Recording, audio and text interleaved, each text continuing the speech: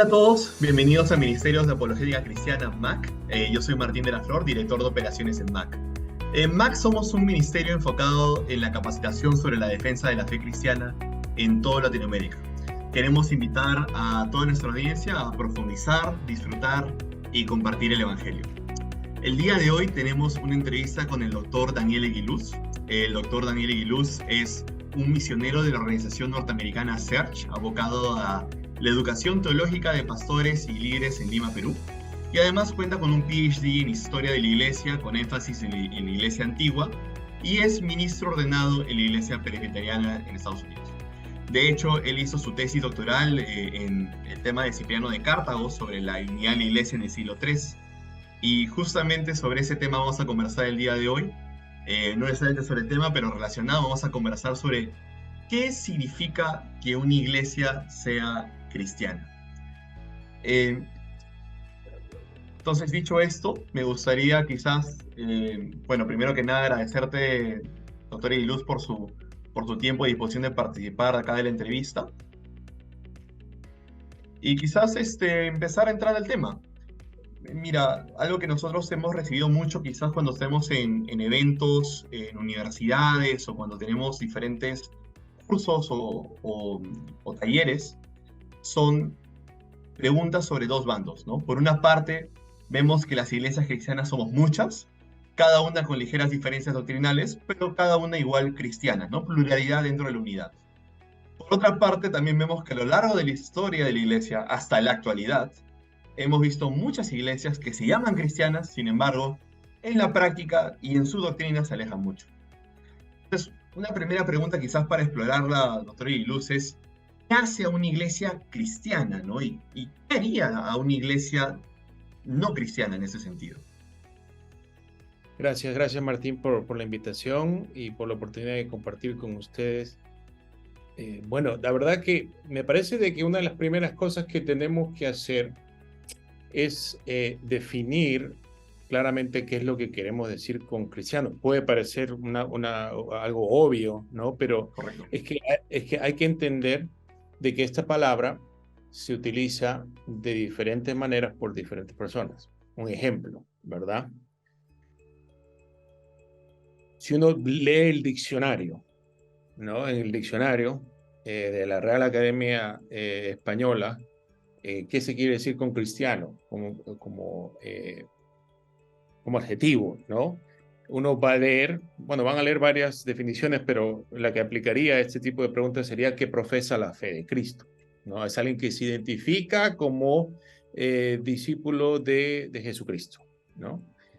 Y bueno, pues si lo tomamos de esa manera, pues entonces va a abarcar pues a todas las religiones e iglesias que se identifican a sí mismos como cristianas, ¿no? Eh, pero se reconoce de que ese no es el sentido en el que muchas veces se usa la palabra en nuestro contexto latinoamericano. No solamente latinoamericano, sino realmente evangélico, ¿no? Nosotros tendemos a usar la palabra cristiano como sinónimo de un verdadero discípulo de Cristo, alguien que realmente conoce a Jesucristo como su Señor y Salvador, uno que verdaderamente es salvo. Y normalmente, pues, por estas razones, lo utilizamos a veces como sinónimo como evangélico, ¿no? Y entonces es importante entender esto, como diferentes grupos, incluso en Latinoamérica, porque como repito, ¿no? Si uno lee el diccionario de español, entonces te va a decir una cosa, pero la manera en la que se usa es otra, ¿no? Al menos en nuestras iglesias, ¿no? Entonces, y esto es importante aclarar porque si tú me haces la pregunta, pues, ¿qué hace una iglesia cristiana? Bueno, a una iglesia cristiana, en el sentido más general de la palabra, es una iglesia que se identifica como que sigue a las enseñanzas de Cristo, ¿no?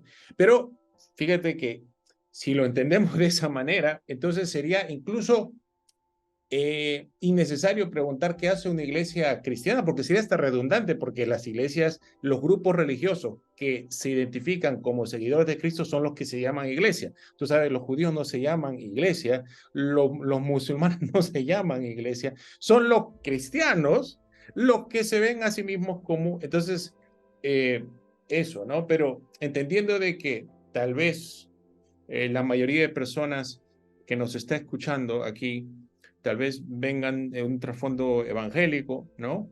Me parece que entonces la pregunta llega a otra cosa, que sería pues, ¿qué hace que una iglesia sea, tal vez una mejor palabra sería ortodoxa, ¿no?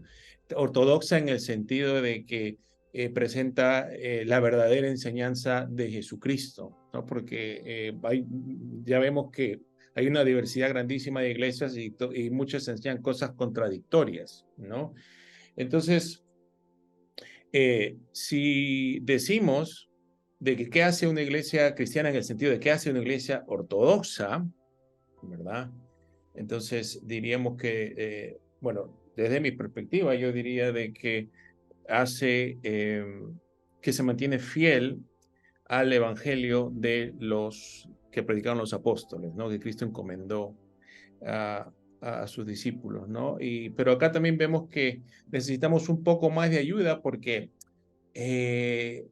todas las iglesias te van a decir eso, ¿no? Todas las iglesias te van a decir eso.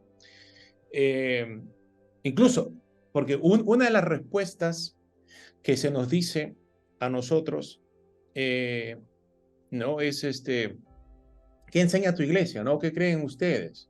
Bueno, nosotros, volviendo a pensar en el caso de los evangélicos, van a decir, nosotros enseñamos la Biblia. El problema es que todo el mundo dice que enseña la Biblia, pero todos enseñan algo diferente, ¿no? Correcto. Entonces,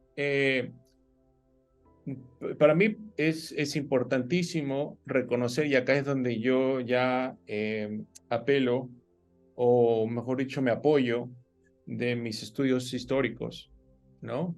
Y acá es donde me parece que es importante reconocer de que históricamente el consenso cristiano a través de los siglos es que hay un cuerpo de doctrinas fundamentales que definen al cristianismo, ¿no?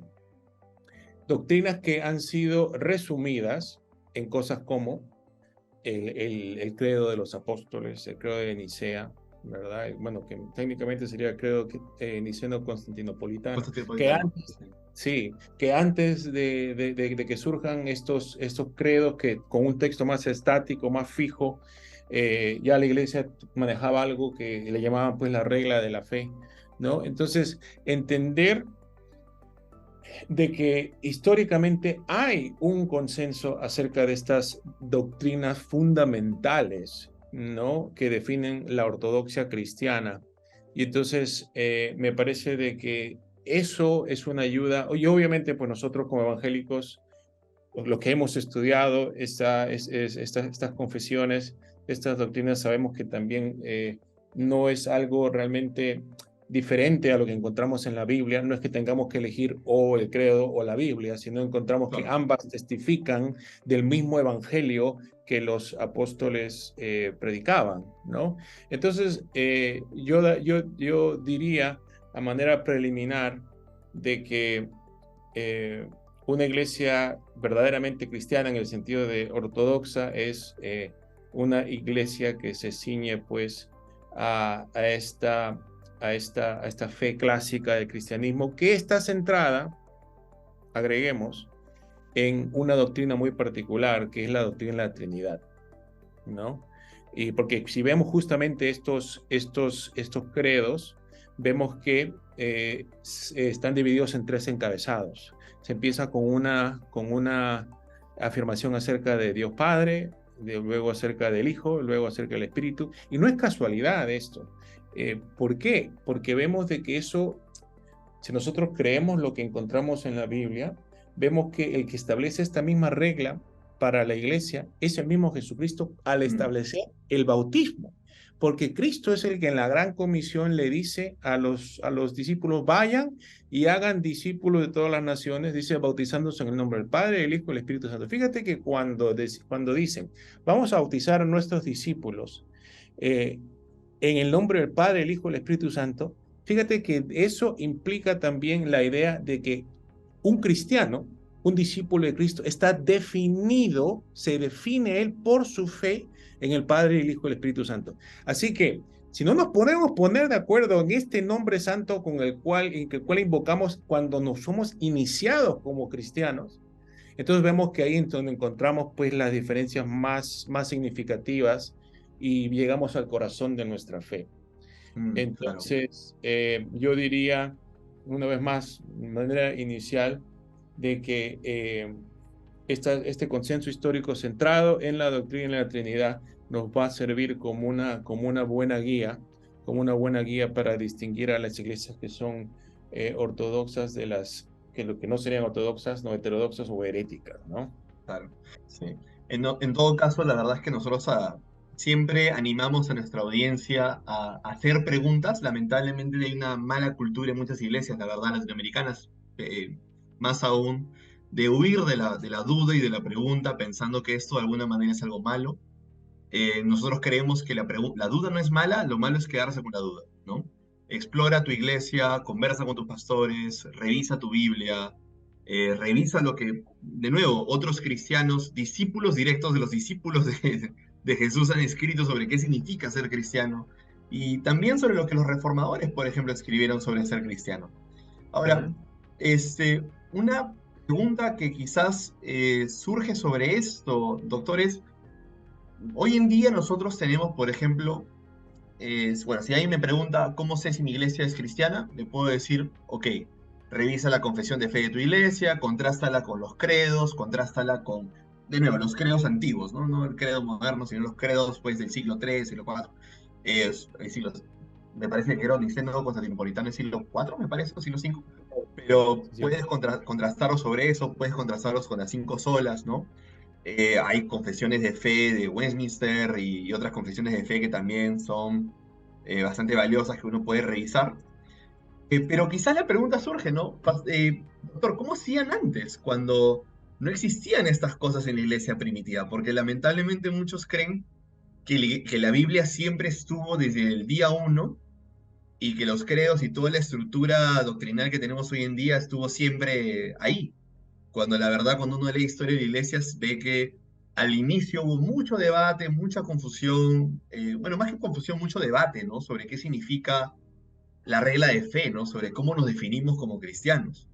No sé, sí. doctor, si nos podría comentar un poco más acerca de ahondar un poco más en la regla de fe, ¿no? Cómo la iglesia antigua distinguía estos puntos centrales de la fe cristiana antes de los credos redactados, antes de que tuviéramos pues confesiones y credos y ya libros de libros de libros de qué significa ser cristiano. Sí, eso es una muy buena pregunta. Y creo que podemos ver una respuesta en la carta que le escribe Pablo a los Gálatas, ¿no? Cuando les dice, si alguien viene, aunque sea otro apóstol, aunque se llame apóstol, o un ángel del cielo, y les predica un evangelio diferente al que nosotros le hemos predicado, sea anatema, ¿no? Entonces hay que entender de que en estas primeras comunidades que no tenían, como tú dices, una Biblia completa, bueno, completa en el sentido de que no tenían todos los 66 libros que nosotros tenemos, al menos en la Biblia protestante, pues, ¿no? Que el Nuevo Testamento todavía no había sido, bueno, pues si estamos pensando en el tiempo de Gálatas, ¿no? Todavía ni siquiera no habían sido escritos el resto de libros del Nuevo Testamento. Pero la regla inicial es la predicación apostólica, el evangelio que los apóstoles predicaban. O sea, tú tenías que no solamente decir, en esto yo creo, y bueno, y justamente pues aquí es donde se presenta pues a Jesús de Nazaret como el Hijo de Dios, el Mesías prometido, que muere por los pecados en la cruz, que resucita el tercer día, que resucita entre los muertos, que sube al cielo, que descienda a la derecha de Dios, que envía el Espíritu Santo, ¿no? em, entender que también a Cristo se le adora desde el comienzo, ¿no? Y eso es lo que les enseñan. Se reconoce que en esos tiempos todavía no había estos términos de homoousios, de la misma esencia, ¿no? O todos los debates que vienen después, pero justamente son las cosas que los apóstoles primero les encomiendan a las iglesias, que les hacen ellos, les llevan a ellos a desarrollar estos términos más precisos para salvaguardar esta enseñanza, ¿no? El hecho de que la salvación se le atribuye, como vimos anteriormente en el bautismo, al Padre, el Hijo y el Espíritu Santo, ¿no? ¿Cómo se le va a atribuir la salvación al Hijo y al Espíritu Santo si no son Dios, ¿no? Entonces todo eso es parte de este depósito que los apóstoles le encomiendan a la iglesia, inicialmente, como dicen, con una voz viva, no tanto por escrito, ¿no? Pero entonces, otra cosa que es importante ver, ¿no? Porque la verdad es que uno dice, pero es que también habían herejes, también habían falsos apóstoles, había gente que se podía, pues, ¿cómo uno podía saber? Tú estás en el mundo antiguo, en la iglesia del primer siglo, donde no hay un Nuevo Testamento, no hay este consenso, no hay esto, pero hay herejes, hay falsos maestros. ¿Cómo yo sé que lo que yo creo realmente representa la enseñanza de Cristo? Una de las cosas que hacían estas primeras personas que habían recibido un mensaje, decían, déjame visitar las otras iglesias alrededor del imperio para ver cómo se compara lo que yo creo a lo que creen ellos.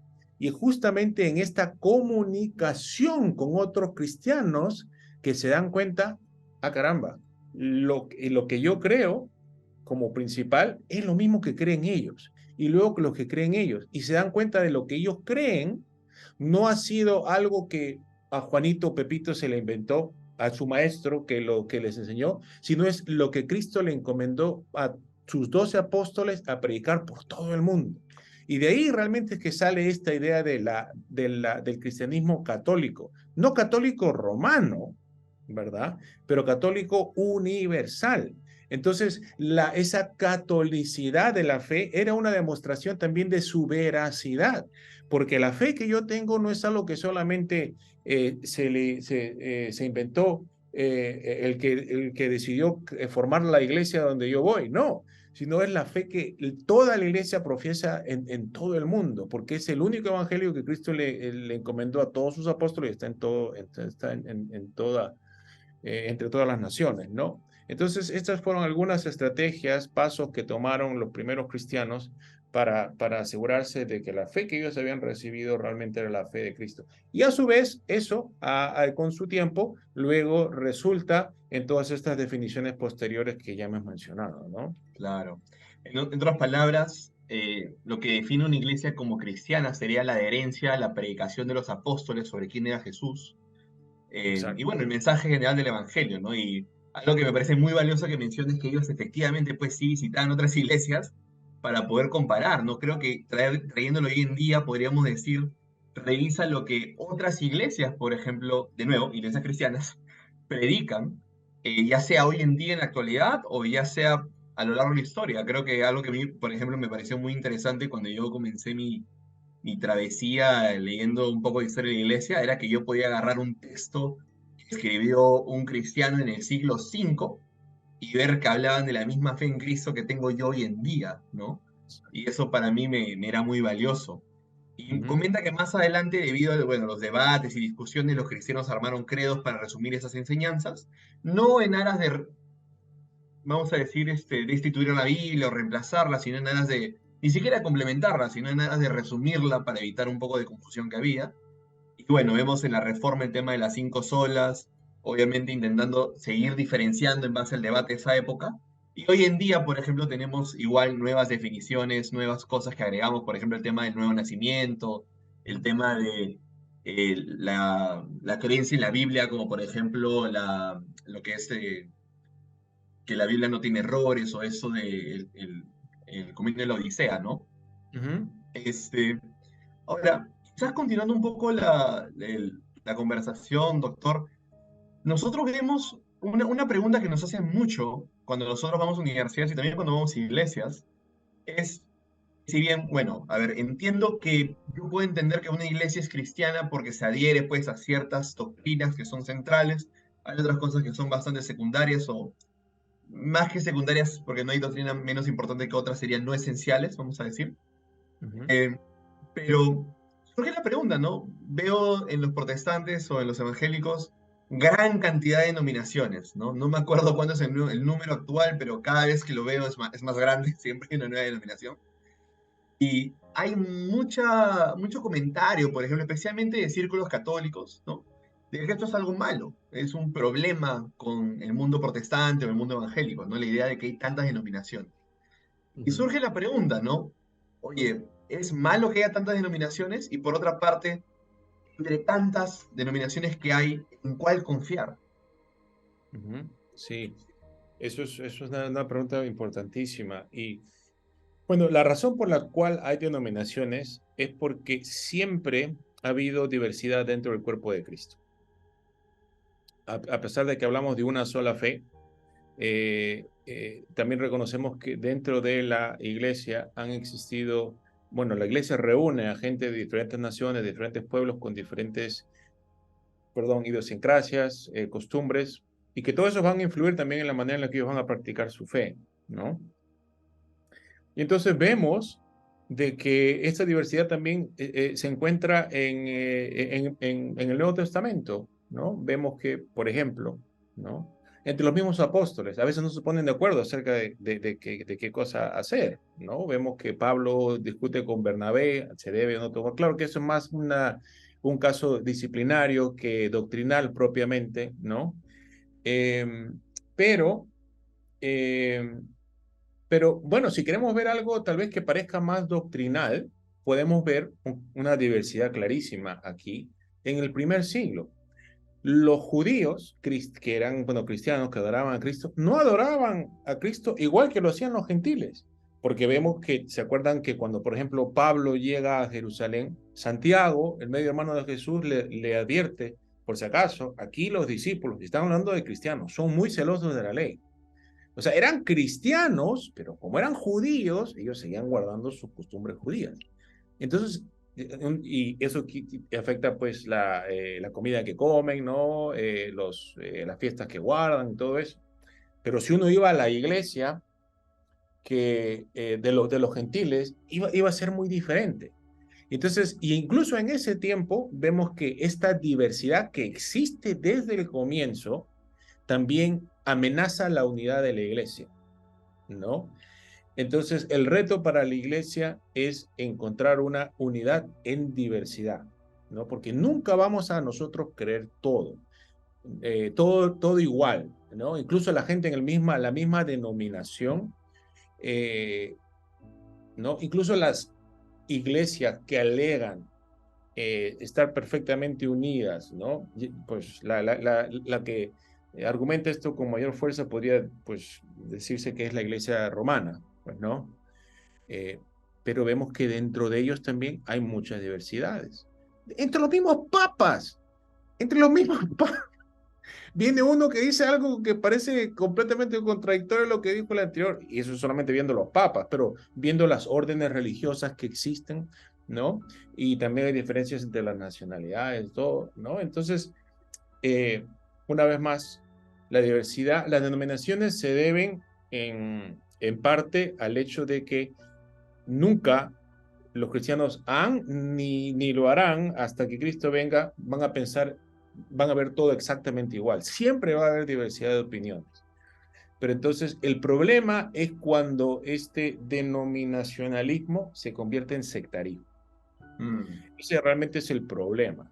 Cuando nosotros decimos, nosotros aquí somos la verdadera iglesia, ¿no? Y entonces ya no nos juntamos con ustedes porque ustedes no creen exactamente todo como lo hacemos nosotros.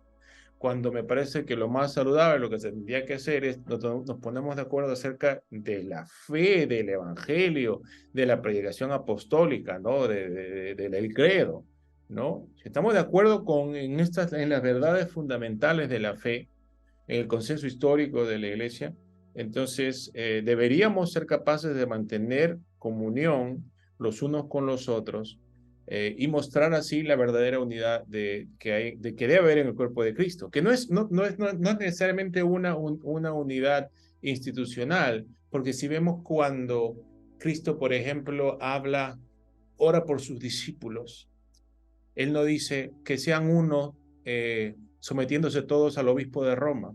No, él dice que sean uno por el amor que se tienen mutuamente. Es algo mucho más Correcto. espiritual, orgánico, ¿verdad? Y entonces eso, de cierta manera, el papado surge justamente justamente porque mantener la unidad en diversidad es tan difícil, que, o sea, solamente se puede producir por un milagro del Espíritu Santo, pero justamente porque es tan difícil, y los cristianos siempre han tenido la tendencia de pelearse y dividirse, que se propone como solución, ok, tenemos que todos someternos a la misma persona, y porque si no, pues nunca vamos a ponernos de acuerdo en nada, ¿no? Pero esta es una solución humana, es una solución artificial, es una solución que realmente no soluciona el problema, porque los mismos católicos romanos, al menos en la enseñanza oficial que tienen, reconocen que hay cristianos fuera de la iglesia, reconocen a los ortodoxos como iglesia. Ellos pueden tener su papa en Roma, pero eso no soluciona el hecho de que los cristianos se siguen peleando y se siguen dividiendo. Entonces, las denominaciones, una vez más, han existido, bueno, denominaciones en el sentido de diferencias doctrinales, diferentes escuelas de pensamiento han existido desde el comienzo y van a existir hasta el fin del tiempo. Eso es algo inevitable. Pero entonces tenemos que evitar el sectarismo y relacionado a eso, ¿en cuál confiar? Bueno, diríamos pues en aquellas que a pesar de sus convicciones que las distinguen de las otras denominaciones, se mantienen fieles al consenso cristiano histórico y realmente enfatizan eso en vez de cosas secundarias, pues, ¿no? Me parece que Claro. podría ser una buena respuesta. Claro, entonces la razón detrás de la cantidad de nominaciones sería, por así decirlo, el hecho de que si bien podemos concertar, y bueno, lamentablemente no siempre concertamos, pero vamos a decir los que queremos ser todavía cristianos ortodoxos, ¿no? Correctamente cristianos, decidimos concertar sobre las doctrinas esenciales, pero van a haber otras doctrinas sobre las cuales puede haber espacio de discusión, ¿no? Cosas como, por ejemplo, qué va a pasar en el fin de los tiempos, ¿no? Temas escatológicos. Puede haber diferencias sobre, por ejemplo, nuestra perspectiva sobre el tema de los dones, el don de lenguas, cómo se manifiesta, si sí, si no. Y similarmente podemos también tener diferencias sobre cosas más culturales, vamos a decir, ¿no? Como que qué tipo de música, inclusive, o cómo debería uno ir vestido a la iglesia. Ese tipo, son tipos de cosas que uno le puede parecer banal, sin embargo son diferencias sustanciales que afectan, por ejemplo, cómo uno puede, la iglesia a la que uno asiste, ¿no? Eh, Ahora, obviamente eso presenta un reto y me parece muy interesante cómo menciona este tema, ¿no? Porque efectivamente el papado es una respuesta a esta diversidad, pero sin embargo no es una respuesta humana, ¿no? Jesús nunca dice, ustedes deben ser uno y por lo tanto ser parte de una misma organización, con una misma RUC, una misma razón social, ¿no? Tienen que tener todos mismo registro, ¿no? O sea, ser parte de la misma organización, como que no aparece eso en la Biblia, ¿no? Más bien es un llamado a la unidad en amor, que es muy diferente a la unidad por temas institucionales, ¿no? Eso me parece bastante valioso que resaltar. Em, una pregunta quizás para ahondar en este tema de denominaciones. Em, Justamente, por ejemplo, algo que surge también en muchos eventos que nosotros hemos tenido, también en muchos de nuestros talleres y clases, una pregunta que surge bastante es el tema de la Iglesia Católica Apostólica Romana, ¿no? Evidentemente, bueno, bueno, yo personalmente soy de la Alianza Cristiana y Misionera, y me parece que usted es ordenado en una iglesia presbiteriana. Ujú. Eh, Sin embargo, surge mucho la pregunta de si es válido considerar a los católicos como cristianos, son una denominación dentro de las tantas, no lo son, ¿no? Eh, Creo que esta es una pregunta que aquellos que quizás están un poco más familiarizados con el escenario de la apologética, se darán cuenta que es una pregunta muy latinoamericana. La verdad es que no es algo que se suele conversar en Europa y en Estados Unidos. Creo que también tiene que ver con el contexto que hay en Estados Unidos y en Europa, ¿no? Evidentemente ahí vamos a decir que la prevalencia cristiana es menor y por lo tanto suelen unirse con quien sea, vamos a decir, dentro de los cristianos para intentar hacer frente a los retos culturales que ellos tienen, ¿no? En Latinoamérica es distinto. Eh, Curiosamente acá en Perú, de donde, bueno, donde estoy yo, es gracioso porque inclusive sucede que cuando tú conversas, por ejemplo, con alguien y le preguntas si es cristiano, te dicen, no, no soy cristiano, soy católico, ¿no? Hacen ese tipo de diferenciaciones. Entonces, doctor, quizá la pregunta sería, ¿son los católicos cristianos? ¿Es una denominación más? ¿No lo son? No sé qué nos podría comentar al respecto. Sí, bueno, creo que para esa respuesta teníamos que volver a la definición, ¿no? La verdad es que si uno entiende el cristiano como está en el diccionario, pues esta persona católica que dice, no soy cristiano, soy católico, su sacerdote tendría que darle un coscorrón, ¿no? Y decir, oye, bruto, ¿cómo puedes decir eso, no? Claro que eres cristiano, ¿no? Porque eres seguidor de Cristo, ¿no? Entonces, eh, me parece de que, y bueno, si cristiano se define que profesa la fe de Cristo, bueno, entonces sí, pues, ¿no? Todo, claramente son cristianos, ellos también profesan, volviendo a lo del credo, ¿no? Pero, ¿no? Obviamente, pero, si se define cristiano como, pues, ortodoxo, ¿no? Entonces acá tendríamos que decir, bueno, ortodoxos son ortodoxos en su doctrina trinitaria, ¿verdad? Que es en lo que se enfoca el credo, pero nosotros ya habíamos mencionado antes cómo históricamente también en la tradición protestante hemos identificado o hemos enfatizado ciertas cosas que si bien están implícitas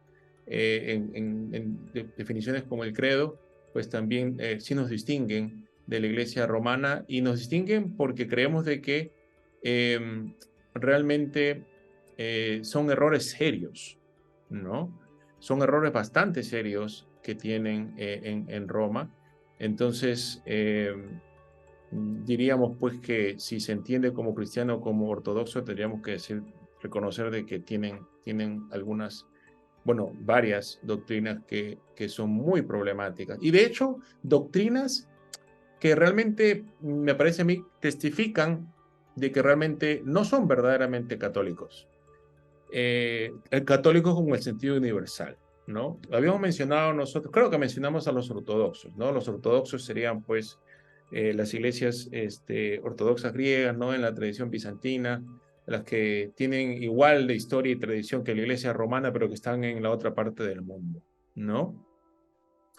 Si uno, pues, ve la historia, ve que justamente cuando hay esta separación, incluso antes de esta gran separación, del gran cisma, ¿verdad? Por el mero hecho de que la iglesia occidental, no hablando el mismo lenguaje ya que los orientales, el griego, comienza a desarrollar su propio lenguaje teológico, sus propias reflexiones, sus propias doctrinas. Entonces, cuando comparamos, por ejemplo, a Roma con otras iglesias que, repito, tienen igual o más tradición, como las ortodoxas, vemos que Roma ha desarrollado nuevas doctrinas, como el purgatorio, ¿verdad? La asunción de María, su concepción inmaculada, todas estas cosas que solamente los romanos creen, ¿no? Y que luego los presentan como dogmas que tienen que ser creídos y recibidos. De hecho, el mismo papado, la idea de que se tiene que uno someter al obispo de Roma para ser parte de la única iglesia de Cristo. Todas son estas doctrinas que, justamente porque caracterizan a Roma y la distinguen del resto del cristianismo histórico, demuestran realmente de que no son católicos en ese sentido, no son universales, porque te presentan estas particularidades suyas y se las quieren imponer a todo el mundo, ¿no? Y entonces, y al hacer eso, también, pues te predican otro evangelio, ¿no? No, no, y eso es, a ver, quiero ser claro aquí. porque incluso los evangélicos podemos caer en esto.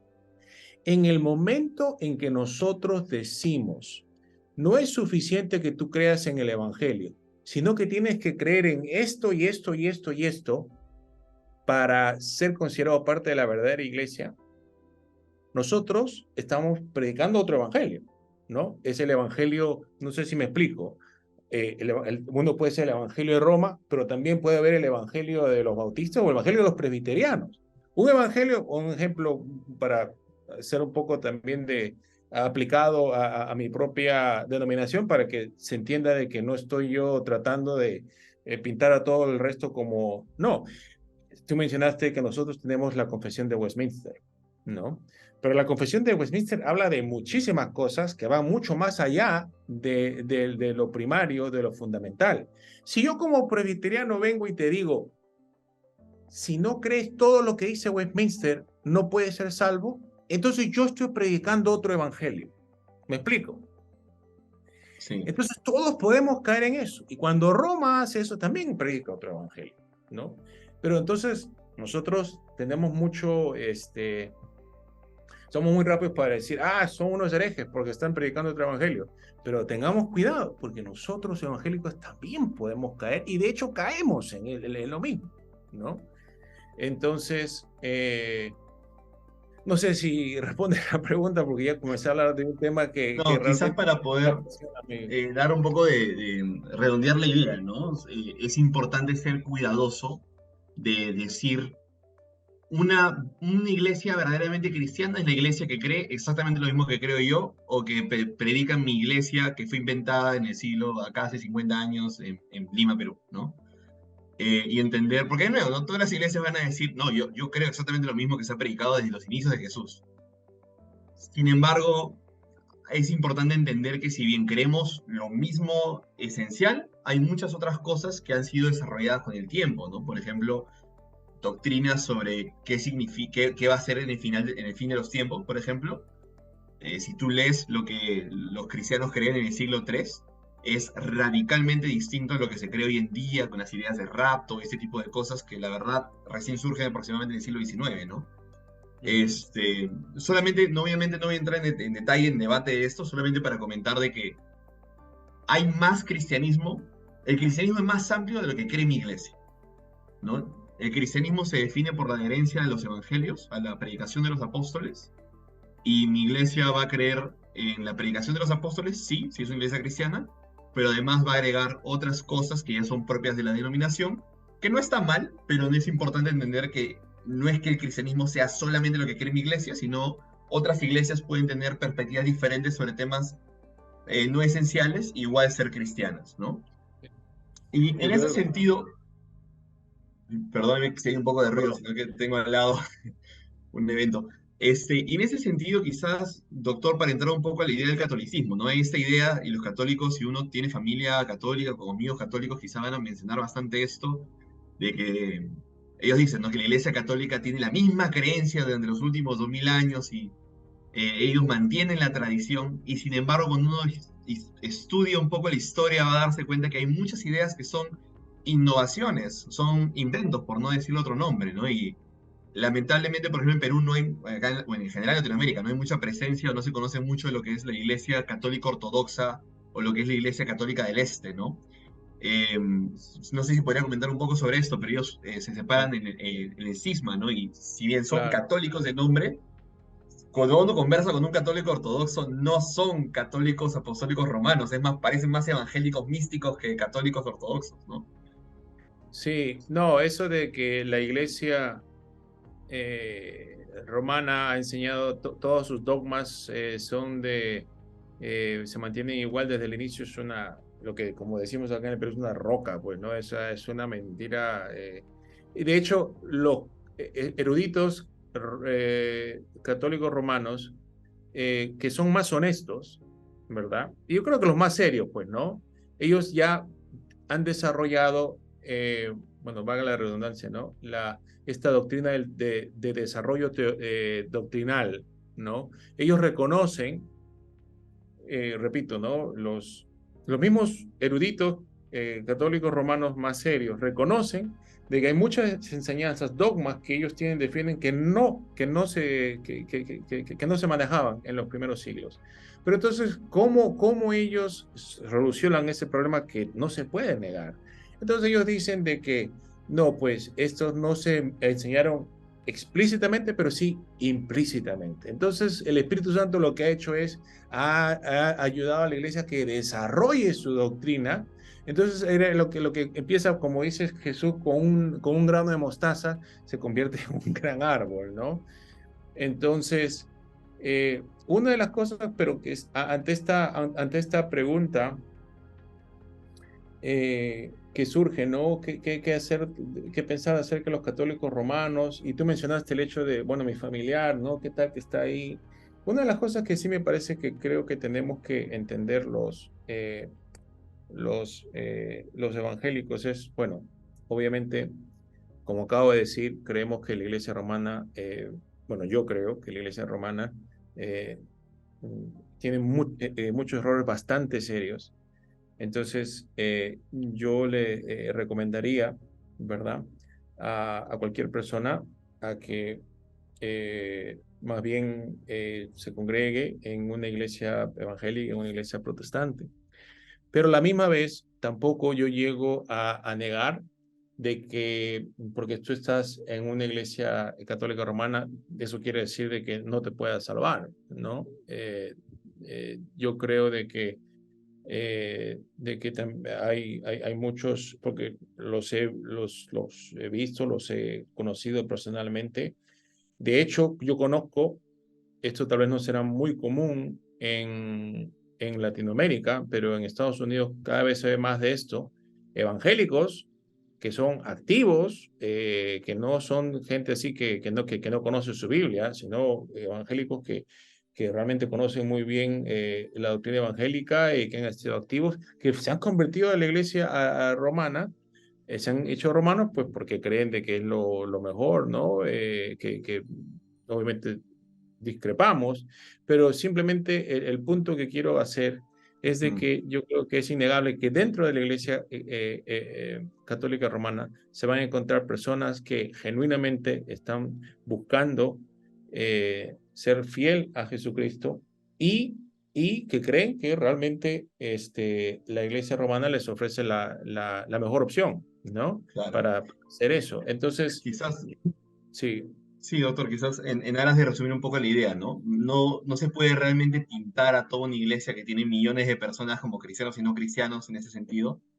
Y obviamente se acepta que hay varias personas que son católicas practicantes, podrían ser salvas, ¿no? Y que la Iglesia Católica obviamente se adhiere en algunas partes a enseñanzas, pues, históricas, tradicionales, lo que se considera dentro de la ortodoxia cristiana. Y sin embargo, también es importante reconocer que la Iglesia Católica tiene graves errores, en algunos casos incluso un evangelio diferente, en algunos casos, ¿no? Por ejemplo, las ideas de María como corredentriz, eso ya sería un poco complicado de justificar, ¿no? Porque ya atenta un poco contra el rol de Jesús dentro de la soteriología, ¿no? Dentro de la teología y la salvación, inclusive, ¿no?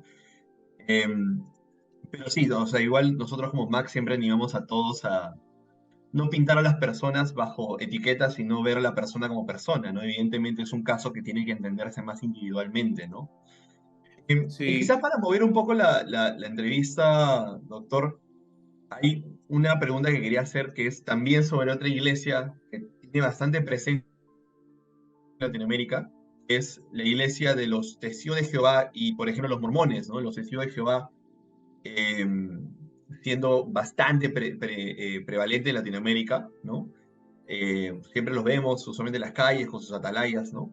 Y similarmente a los mormones, que es una iglesia que curiosamente es moderna y surge en Estados Unidos, de hecho, en lo que es, me parece, Utah, y se ha movido hacia Latinoamérica bastante. Ellos son iglesias que se consideran a sí mismas cristianas, por ejemplo. No sé qué nos podría comentar, por ejemplo, sobre estas. No, bueno, acerca de los testigos de Jehová y mormones, puedo decirte que son completamente heréticos, ¿no? Porque al menos con los católicos romanos tenemos en común doctrinas fundamentales como ya mencionamos la Trinidad, ¿no? Estas otras iglesias no son trinitarias. Y yo conozco más de los mormones que los testigos de Jehová, porque te cuento algo así, un detalle de mi propia experiencia. Yo me convierto a Jesucristo y me hago realmente un discípulo suyo porque yo había sido criado católico romano, pero unos misioneros mormones vienen y me dicen todo lo que te dicen, ¿no? De que todas las iglesias se han corrompido y que Dios ha restaurado su iglesia verdadera en ellos. Entonces eso sacude mi crianza católica romana y me lleva a hacerme unas preguntas y entonces he interactuado de manera directa y personal con los mormones, pero lo que ellos creen acerca de la Trinidad, o sea, no estoy seguro si incluso utilizan el nombre de Trinidad, pero lo que creen acerca del Padre, el Hijo y el Espíritu Santo no tiene nada que ver con lo que el cristianismo ha confesado históricamente acerca de Dios, ¿no? Ellos hablan de que el Padre tiene un cuerpo, que tiene su esposa, que se puede reproducir. O sea, han hecho del hombre, lo han endiosado, ¿no? No entienden de que cuando Dios expuso este principio de hermenéutica, ¿no? Del lenguaje antropomórfico, ¿no? Que Dios utiliza expresiones, se compara a él al hombre para que entendamos lo que él dice, pero si Dios te dice que tiene brazos fuertes, que tiene ojos, no es porque literalmente los tenga como Dios. Nosotros creemos que es un espíritu infinito, ¿no? Que no tiene cuerpo, que no tiene sexo, ¿no? Si bien Dios se identifica como varón de guerra, no es porque él tenga un sexo masculino, por decirlo así, ¿no? Dios trasciende todo eso y él hace al hombre y mujer a su imagen y semejanza. Entonces, en estos dos casos, bueno, los testigos de Jehová pues niegan la doctrina de la Trinidad, niegan eh, la divinidad de Jesucristo. Entonces, en el caso de los testigos de Jehová y mormones, sí diríamos que eh, ellos sí abrazan herejías que la iglesia, pues, que toda la iglesia ha rechazado, no solamente protestantes, no solamente evangélicos, sino toda la iglesia histórica ha condenado y rechazado. Y en algunos casos son, bueno, hablo de la doctrina de Dios, de los mormones, son verdaderas abominaciones, ¿no? Realmente es algo terrible, ¿no? Mm. Eh, pero pues, yo los pondría en otra categoría porque no son trinitarios. Correcto. Claro, en el caso de la Iglesia Católica, si bien tienen, bueno, graves errores, la verdad, innovaciones, cosas que fueron inventadas a lo largo de los siglos, ¿no? Porque no hay otra forma de ponerlo, la verdad, por lo menos podemos estar de acuerdo en doctrinas esenciales, comunes, en credos históricos. Un católico puede leer, por ejemplo, bueno, dependiendo de qué católico, ¿no? Pero vamos a decir que en líneas generales una persona católica podría leer la enseñanza de los apóstoles y estar de acuerdo con lo que dictan, pero en el caso de la iglesia mormona y la iglesia de los testigos de Jehová ya estamos entrando bueno, iglesias que abrazan pues doctrinas que están en contra de completamente lo más básico de la fe cristiana, ¿no? Ellos efectivamente rechazan la idea de que Dios sea trino. Me parece que los testigos de Jehová mismos consideran que Jesús es un ser creado. Y claro, ¿no? Los mormones efectivamente tienen ideas muy erróneas acerca de quién es Dios, ¿no? O sea, obviamente cuando uno lee la Biblia, pues si lee que Dios tiene brazos fuertes, no está siendo literal, ¿no? Sin embargo, los mormones interpretan esto de manera distinta y luego suelen agregar cosas adicionales y tienen libros completos adicionales con enseñanzas que, si bien algunas fuera de contexto pueden parecer bastante cristianas, cuando uno lee pues el capítulo entero y lee más o menos lo que se está conversando, va a ver que más parece ciencia ficción que efectivamente doctrina cristiana, ¿no? Y doctor Ilus, quizás para cerrar un poco la conversación que hemos tenido hasta ahora, también en aras del tiempo, ¿no? Ya, que ya estamos avanzados. Una última pregunta, ¿no? Hemos conversado un poco acerca de las denominaciones que hay, acerca de la Iglesia Católica que es tan prevalente en Latinoamérica, los testigos de Jehová y Mormones que también son bastante prevalentes en Latinoamérica. Y quizás para cerrar un poco la idea de la pregunta inicial, ¿no? Finalmente, ¿no? Usted que ha estudiado de una perspectiva histórica, qué nos une como iglesia, ¿qué es lo que usted nos podría decir sobre qué es lo que realmente nos une como iglesia, ¿no? No sé si nos podría echar luces sobre ese tema.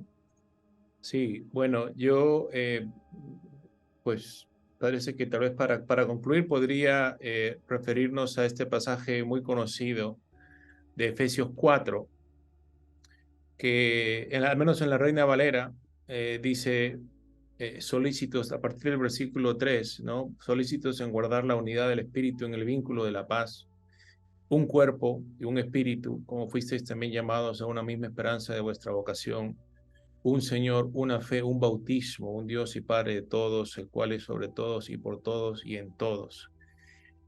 No es, no es, no es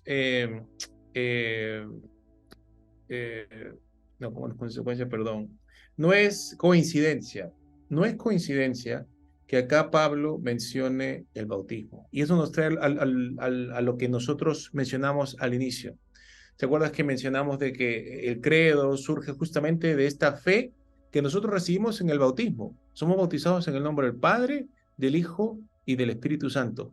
Y son justamente estas tres cosas, fíjense, lo que Pablo también resalta aquí. Él menciona el bautismo, pero luego dice, habla de un espíritu que nos hace un cuerpo. Habla de un Señor, hablando del Señor Jesucristo. Habla de un Dios y Padre de todos, ¿no?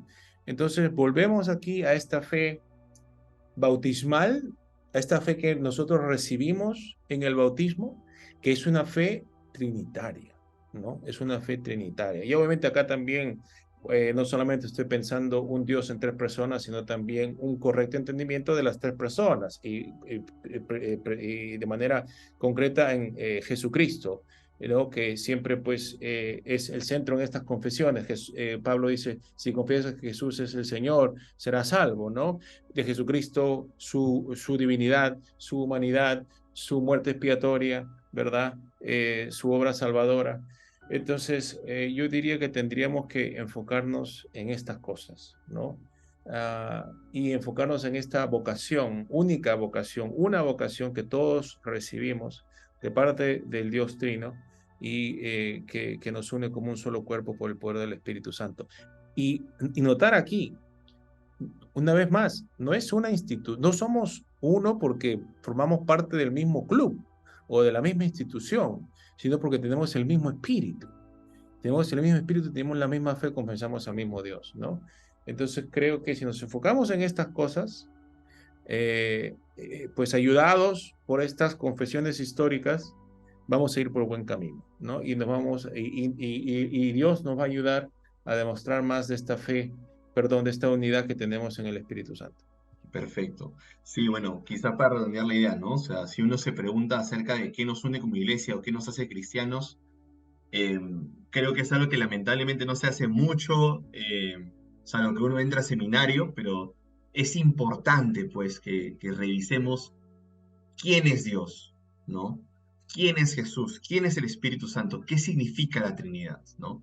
Lamentablemente en las iglesias muchas veces se habla acerca de la experiencia de fe, de cómo tener un buen retiro, un buen campamento, un buen tiempo devocional, que son cosas perfectamente valiosas y que las iglesias deberían trabajar, pero también deberíamos tener espacios para poder estudiar y entender correctamente de qué Dios estamos hablando, ¿no? Porque hablar de Dios es, de nuevo, se presta mucha ambigüedad.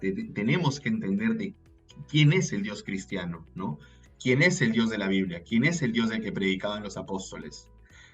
Y obviamente tenemos recursos adicionales en los cuales apoyarnos, como los credos históricos, como por ejemplo las confesiones de fe históricas, como por ejemplo los escritos de los padres de la Reforma, e incluso textos modernos, ¿no? Que se han escrito sobre, por ejemplo, de nuevo, ¿no? John Stott, por ejemplo, que lideró hace unas cuantas décadas, ¿no? Pero igual animamos a toda nuestra audiencia a, de nuevo, entender que esas no son cosas que se pueden responder en 5 minutos realmente, sino son cosas que uno estudia, entiende, por las que uno ora, uno busca la guía del Espíritu Santo, uno también tiene que hacer ese tipo de conversaciones de la mano con el liderazgo de sus iglesias, obviamente, bajo su gestión, conversando con tus pastores y tus líderes, y siempre con una Biblia en mano y de rodillas orando por guía, ¿no? En todo caso, doctor Ediluz, muchas gracias por su tiempo, muchas gracias por todas estas respuestas, estoy seguro que ha sido bastante edificante para las personas que nos están escuchando, Y de nuevo animamos a todos los que nos están viendo el video a poder seguirnos en redes sociales. Estamos como Ministerios MAC o MAC simplemente en Instagram y Facebook. Y también pueden seguir nuestra página web, donde van a poder encontrar diferentes artículos que escribimos sobre temas de apologética, tocando también temas de historia. Y también tenemos varios cursos que hemos dictado y que vamos a continuar dictando sobre introducción a la apologética, justamente actual. Bueno, no sé cuándo salga este video, pero estamos, mientras que entrevistamos al doctor Aguiluz, de hecho dictando una clase sobre apologética e historia de la iglesia, ¿no? Y muy probablemente lo volvamos a editar en algún momento, pero también hay otros cursos que están viniendo, como introducción a la apologética y similares, y que dictamos todos los años de similar manera. Entonces animamos a todos a poder seguirnos en redes y poder revisar esos cursos, así como otros contenidos que lanzamos y futuras entrevistas que también pueden haber sobre los temas de interés. Muchas gracias, doctor Daniel Aguiluz, y gracias a todos por su tiempo.